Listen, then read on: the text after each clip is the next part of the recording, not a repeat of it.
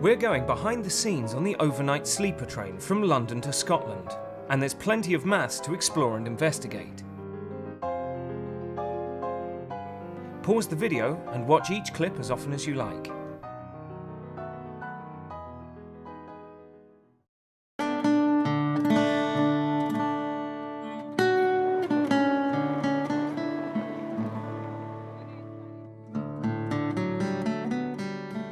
This is the journey the night sleeper makes from London to Fort William in the west of Scotland.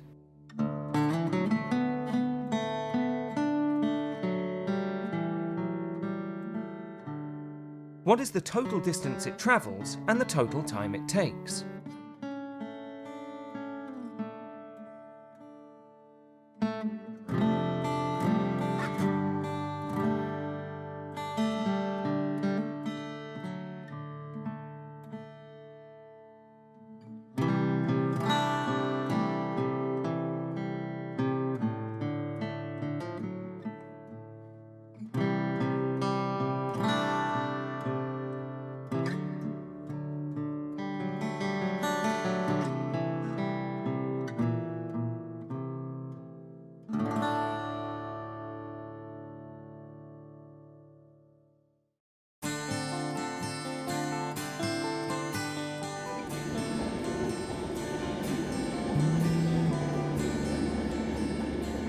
How would you work out the total weight and length of the train? I'm William Black, I'm the Sleeper Services Manager for First ScotRail. It's the biggest passenger train that runs in Britain, 16 coaches, which takes a full length of 3 platforms at London Euston, would comprise sleeper coaches where people have actually got berths, seating coaches where people can be accommodated overnight in the seats, and lounge cars. There are 2 lounge cars, 2 seating coaches, 6 standard sleeper coaches and 6 first-class sleeper coaches. Each coach is a different weight and length. These are the figures for the first-class sleepers. These are for the standard sleepers. And for the seated coaches. And for the lounge car.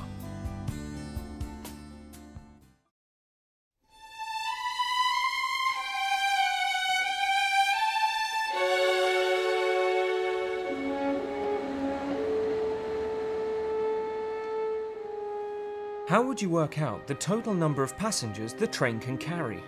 Each sleeper coach has 12 cabins. First-class cabins have 1 bed in them. Second-class cabins have 2.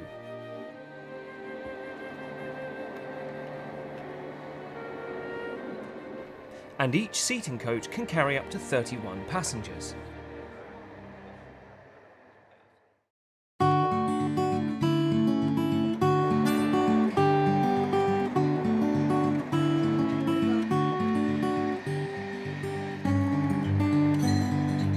Should be 1 member of staff for 2 sleeper coaches, so the maximum number of people, staff ratio will be 1 member of staff to 48 people, and we've got somebody who works in the lounge to provide refreshments, a train conductor who looks after the actual safety of the train, and of course a driver at the front making sure everything goes all right.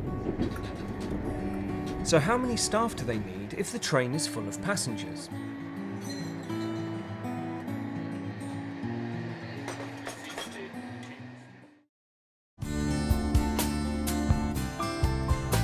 People pay many different ticket prices for this journey.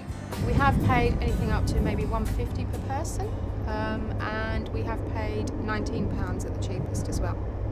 For this journey, £240, because it's a first-class sleeper, which again is good. Because you pay, I guess, £120 a trip, but if I came down by plane, I often do, you end up paying for a hotel, dinner, all that stuff in the evening. So I think it's good value. £82. A single. We release a certain number of berths at £19, £29 and £39, and people who have got access to the web can then access those fares And then going up from that, we obviously have fixed fares like apex fares, where if you book at least 3 days in advance, you get less expensive fares. And then you go right up to the fares where if you just want to come down that night, obviously it's slightly more expensive. Why do you think the train company sells tickets at so many different prices?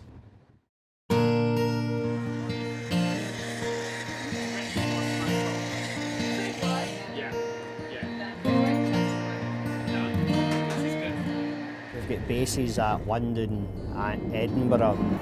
So at London, every train would be stocked every night. What happens is that when you come on board at night, they'll ask you what you want for your breakfast.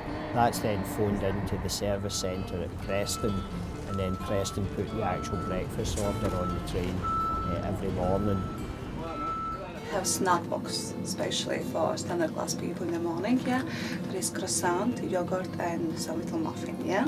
And obviously coffees, these as well. You see, these ones, and these and coffees, there is choice, yeah. Or small orange juice, yeah. And that's all, you know. Can you work out the net of these coffee cups? And of these snack boxes?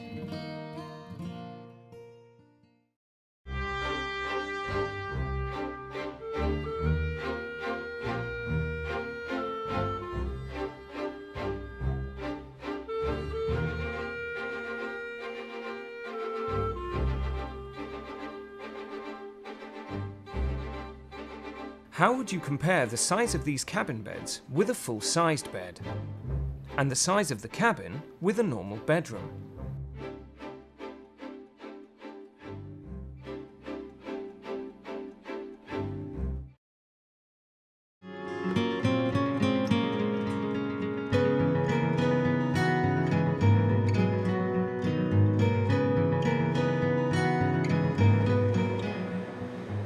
Because we're going from one end of the country to the other, we've got a series of laundry. The furthest north laundry, we've got a laundry at Inverness, which services Inverness, Aberdeen and Fort William.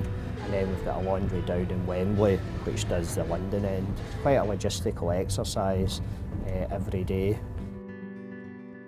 How would you work out how many clean sheets they need on the train each week?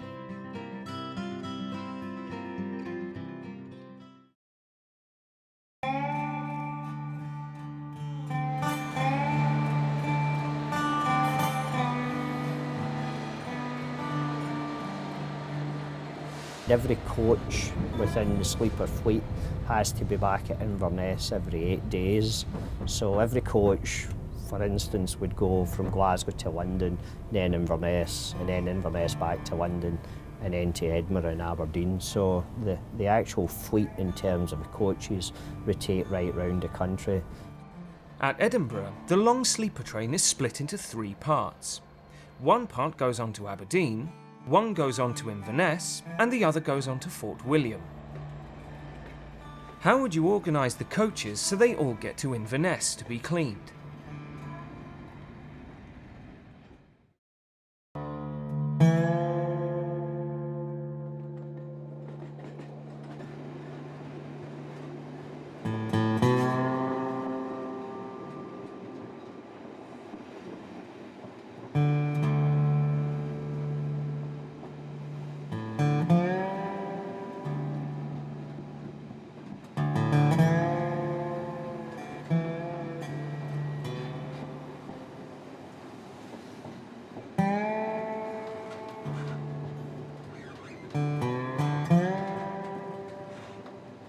The trains themselves, the maximum they could go is 110 miles an hour, but because people are sleeping, to provide the maximum amount of comfort, we do limit it to 80 miles an hour and time the journeys for that.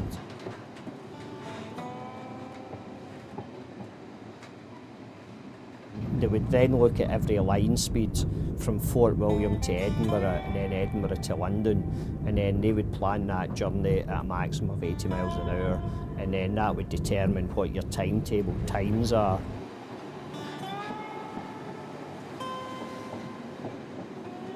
Parts of a journey, like where we're on just now, which is single line, and The maximum speed parts of this would probably be 40 miles an hour, then 50 miles an hour, determined by the infrastructure, by bridges, viaducts and so on.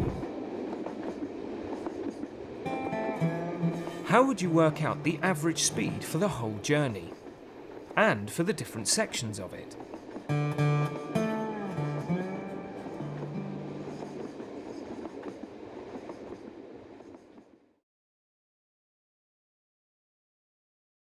What's the average speed of this part of the journey?